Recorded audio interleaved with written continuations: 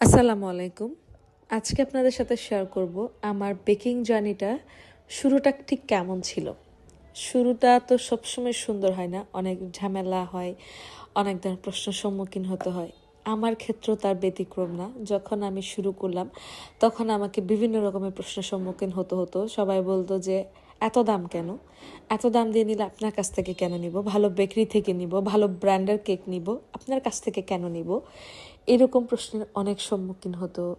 তো আমি কখনো এই প্রশ্নগুলো আসলে উত্তর দেওয়াটা প্রয়োজন মনে করতাম না, কারণ হচ্ছে গিয়ে আমি জানি আমি আমার কাজটা কিভাবে করতেছি।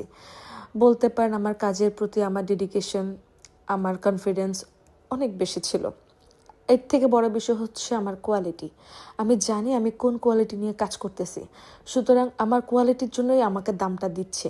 আমি যে এত প্রাইস রাখছি এটা কেন রাখতেছি, আমার কোয়ালিটির জন্য। তো ওটা আমি মাথায় রেখে কখনো এই কথাগুলো জবাব দেওয়ার প্রয়োজন মনে করতাম না।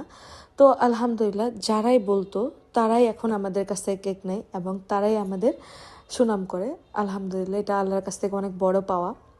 আমি কখনো ভাবিনি আমার কাজটাকে আমি এই পর্যায়ে নিয়ে আসতে পারবো। অবশ্য অনেক লম্বা সময়, 21 থেকে শুরু করে এখন 2026।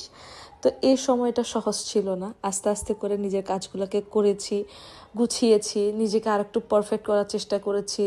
যতটুকু সম্ভব আমি শেখার চেষ্টা করেছি। আমি কখনো কারো কথার অতটা বেশি কানে নিতাম না, আসলে এখনও নিই না বলতে পারেন। আমি আমার মতো করে কাজ করতে পছন্দ করি। কে কী বললে না বললে এসব আমার কাছে কখনো কিছু যায় আসেনি, এখনও যায় আসে না। তো আমি মনে করি হচ্ছে গিয়ে কাজ করতে গেলে অনেক বিপদ হবে, অনেক ঝামেলায় পোহাতে হবে, অনেকের অনেক প্রশ্নের সম্মুখীন হতে হবে। তার মানে এই না যে আমি গিভ আপ করবো। অবশ্যই আমি আমার চেষ্টা চালিয়ে যাব।